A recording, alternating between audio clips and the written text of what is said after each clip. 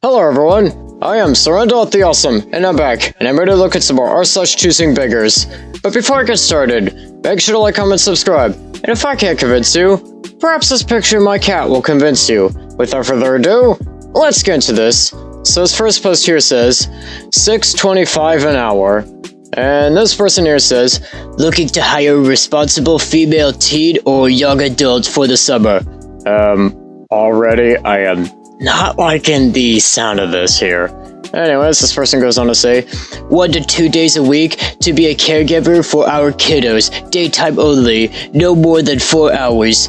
Job description: transport kiddos to and from swimming pool, library, local activities as planned out with advanced communication.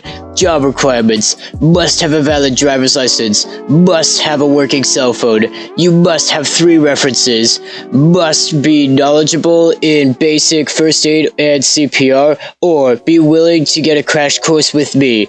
No alcohol use, drug use, inappropriate language tolerated. Starting pay would be $25 cash a day. We'll certainly consider a raise as time goes on.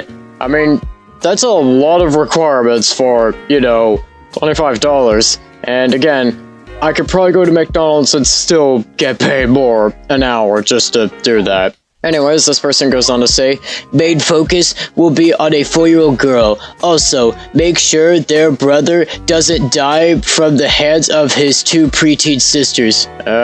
Why do I still not like the sound of this? Actually, come to think of it, why do I like this even less? Anyways, this person goes on to say, this position will require you to focus on the kiddos and hands-on activities, not your phone, not a boyfriend, and certainly not letting the big kids watch TV all day. Serious inquiries only. Please PM to set up for an interview. Okay. I'm gonna probably give this like 50 out of 50, because, okay, on the surface, this stuff does seem kind of reasonable, but it's kind of more or less a bit more after it that you kind of are starting to get hammered on, and yeah, that is kind of starting to sound a little unreasonable and a little much to ask for there, my friend. And this next post here says, I'll pay you $15 a day to watch my 2 children.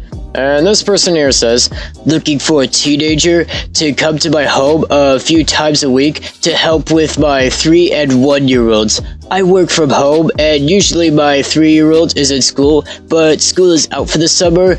You will only need somebody to pick you up and drop you off, as I won't need to have my kids driven anywhere. Someone that could possibly do 12 to 3 or 4. Wouldn't be much pay, but it would offer experience for when they are older, probably $15 per day, and 3 days a week.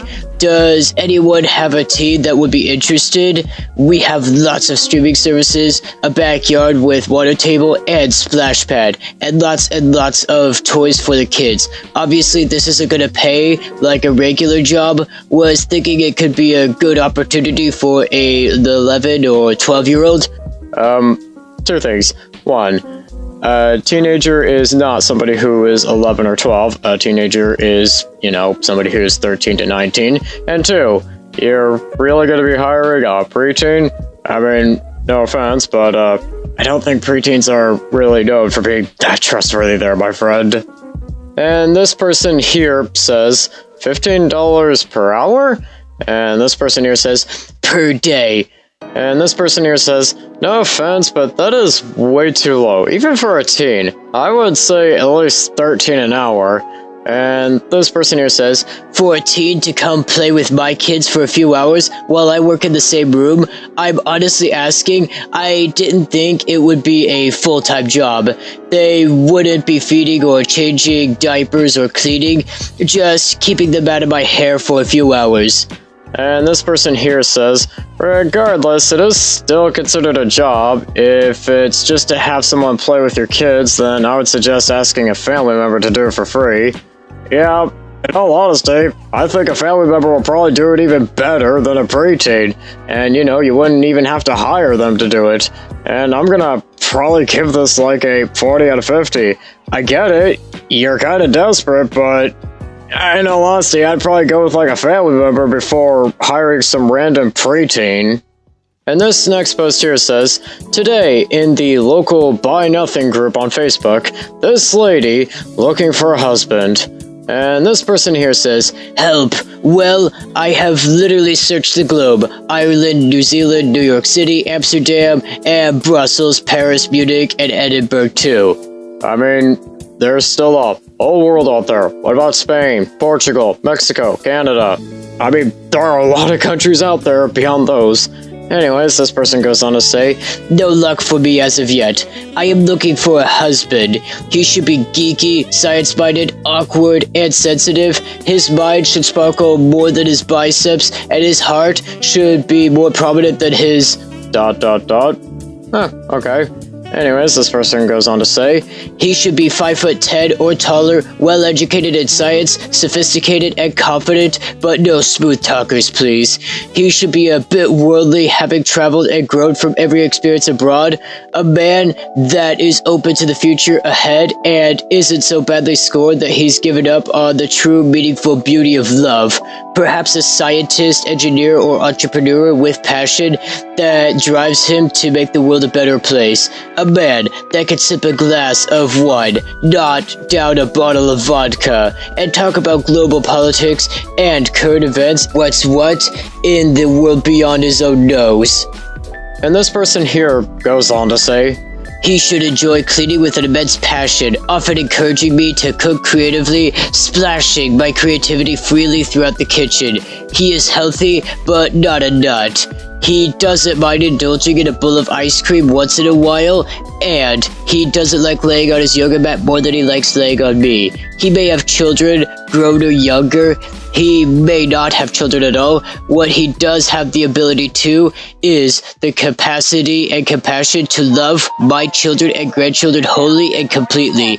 This man will happily run out to buy tampons in the night and have no problem finding unflavored gelatin, coriander seeds, or diet cherry, Pepsi, 7-Up in the grocery store. He will be mature in age, 50 to 65. I mean, yeah, that is mature, but I think, what about somebody who's like 40? Anyways, this person goes on to say, he will love playing with my hair while we watch true crime shows, and he will happily dash off to France with me when I'm craving macarons or croissants. I don't care how he dresses, but he should be savvy enough to recognize that I've spent 2 weeks preparing or 4 hours getting dressed for a special event. Saying sorry will come easily, but only when he means it. Lastly, he will love me. He will love and adore me as much as he wants to share his life, his family, and his name for the rest of our lives. I mean, no offense. I mean, I'll get it. You've got a really good imagination for what you want your person to be like, but, I think you need to be a little more reasonable there, my friend. No offense. Anyways, this person here goes on to say, if he has deep pockets, likes to snuggle, and enjoys roller coasters, that would be pretty cool too. I just thought I would check to see if anyone has one to trade. Oh yes, I just happen to have a husband to trade for you. Anyways, this person goes on to say, in exchange, I offer a giant middle-aged heart, a hopeful spirit, a bizarre sense of humor, and a lifetime of happy memories to come. Let me know, thanks. Okay. I'm gonna probably give this like a special out of 50. I mean, no offense, person here, but this is probably just a little bit too much to ask for, okay? And no offense. And also, hey, I got somebody who might be interested in Figgingrad, my cat's communist society where there are absolutely no laws. And I think with that, that's gonna do it for today.